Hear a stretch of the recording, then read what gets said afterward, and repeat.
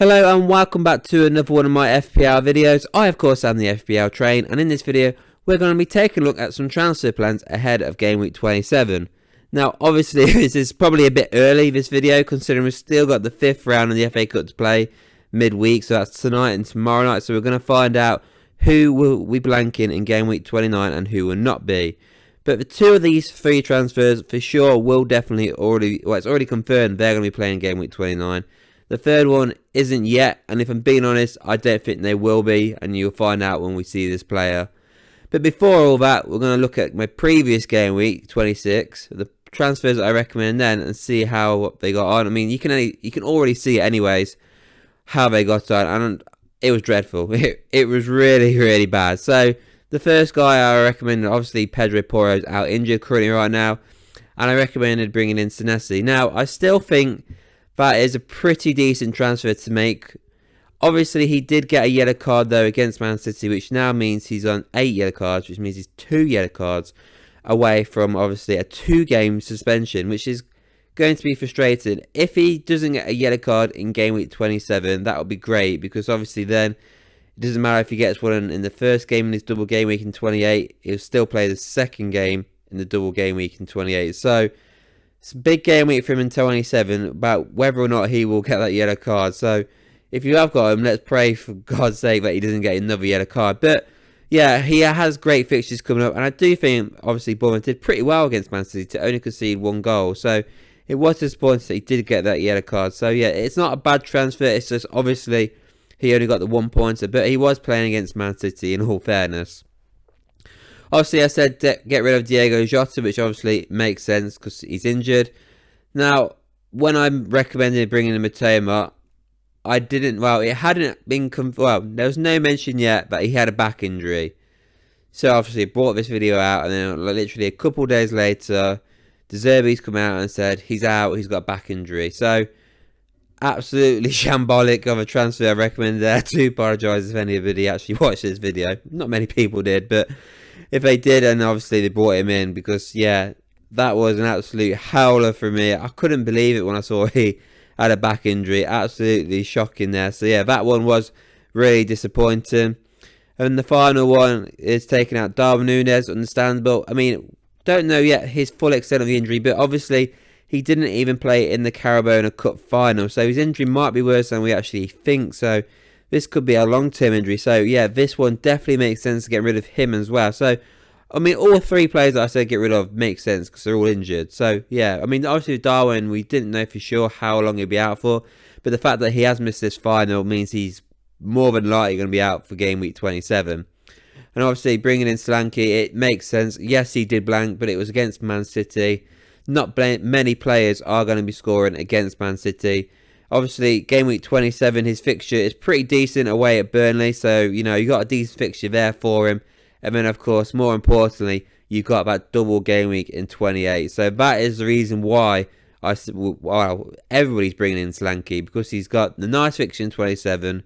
And obviously, he's got the double game week in 28. So people went in early for Game Week 26 for the price rise, obviously, which makes sense. So although he didn't obviously work out in this game week just gone, it was against Man City. So yeah, long term wise, I think he will be a good pick. So yeah, overall, absolutely shocking for me, really, isn't it? None of them got any right returns. So yeah, it wasn't great. But you know, if Solanke will work out, I reckon, and if Senesi doesn't get a yellow card in 27, that will work as well. But yeah, the Matoma one was definitely a massive owl from me. So with the first change, defensive change as always, it's taken out Estupiñán for Kilman.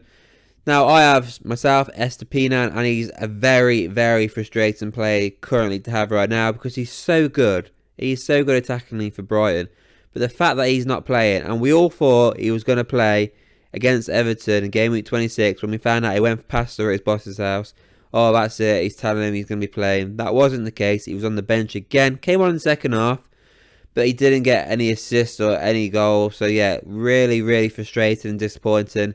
And it's just a headache you don't really need. And when you look at the fixtures coming up, so yeah, he does have some nice fixtures in, obviously Fulham and Forest. But is he going to start? That's the biggest problem with him. Is he going to be starting? And if he's not, Game Week 29, still in the FA Cup. But even if obviously they go through in the if they get knocked out in the 5th round of the FA Cup, the chances are Man City are going to be beating Luton. So that is more than likely, in my opinion, going to be a blank as well. And then game week 30, he's got Liverpool. So it's just best to cut your losses with him now. I'm looking at getting rid of him myself. It's just, if he's not starting games, there's no point in keeping in your team. It's been a big letdown considering at the start of the season, he was so good until that injury. So yeah, it's a shame, but yeah, it's time to get rid of him. Obviously, the replacement on there is going to be Kilman. Now, game week 27 is literally, well, it's going to be a tough fixture for him because as bad as Newcastle are, they do seem to keep scoring goals. So yeah, the chances of him keeping a clean sheet, I'm not actually that confident on that Kilman can keep a clean sheet. And yeah, his attacking returns aren't exactly the best, if I'm being honest. They're pretty shocking, to be fair. But after game week 27, I don't think Wolves' fixtures are that bad at all, if I'm being honest. So they've got Fulham in game week 28. That is a pretty decent fixture, to be fair. Then obviously game week 29 is the blank, should I say. Now, he's currently in the FA Cup with Wolves, as are Bournemouth. Now, Wolves have Brighton in the FA Cup. So realistically, I'm hoping, I don't actually have a Wolves player, but I do have a Bournemouth player. But if Wolves do get beat by Brighton, there's a good chance that can happen. And I still think there's a good chance that Leicester could beat Bournemouth for these two, well, for this fixture to go ahead. But currently, it could be, well, it's going to, in my opinion, there's a good chance it could go through. But there is also that chance it's going to blank. So even then, that is something to think about. But even then, Aston Villa in game week 30, it's a big game, that's a derby. But after that, we've got Burnley, West Ham, Forest. So their fixtures after game week 29 blank isn't that bad at all for Wolves. And have Fulham as well in between that. It's not too bad at all for Kilman. He's only 4.5 million, so he is a bargain. Only 2% obviously own as well. You know, clean sheets haven't been amazing for Wolves, but it hasn't been amazing for everybody in the whole league, to be honest, this season. So only have 5, obviously, clean sheets this season. Ain't great. 2 goals as well. So, yeah, not amazing transfer, to be honest. But there's not a lot of transfers out there for defensive options, if I'm being honest. So, yeah, long-term fixtures for Wolves aren't too bad. And if they do get that not double game week, sorry. If they do get that game week in 29 against Bournemouth, if they get knocked out in the FA Cup, that's a good fixture run for Wolves. So, yeah, I do think he could be a pretty decent pick to go forward. With my midfield change on here, I've got obviously Kevin De Bruyne out. I think Kevin De Bruyne is probably the most transferred out player so far for game week 27. Obviously, he didn't start in the last game week for Man City against Bournemouth, which obviously did surprise a lot of people. But, you know, I mean, I say surprised. I don't think it actually did surprise a lot of people, in all fairness. But obviously, with the comments that obviously Pep Guardiola kept saying, it's going to be left down to him whether he feels fit enough to play. And obviously, he didn't feel like he was fit enough to play. It'll be interesting to see tonight. Well, is it tonight or tomorrow night? I think it's Wednesday night, Man City play in the FA Cup. So, be interested to see if he plays in the FA Cup game against Luton. If that is the case, is he going to be playing against Man United? I don't think so. If I'm being honest, I don't think he'll play against Luton. I think he'll rest and then come back again for game week 27 against Man United. Now, Man United looks difficult there. Well, on paper you think it's difficult, but in all honesty, Man City have just been sweeping the floor of Man United for quite some time now. So I don't think that's actually quite a difficult fixture. But then you're looking at it, game week 28 Liverpool, not a great fixture.